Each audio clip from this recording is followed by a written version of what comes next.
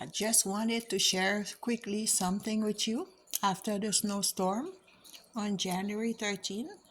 As you open the door, this is the door here, you see, and you open it, and it's so big.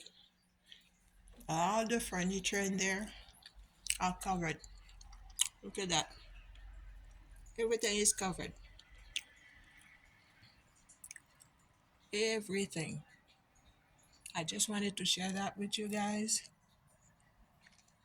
What it's like after 25 centimeter falls in the backyard of a house in Canada. You see? That's it.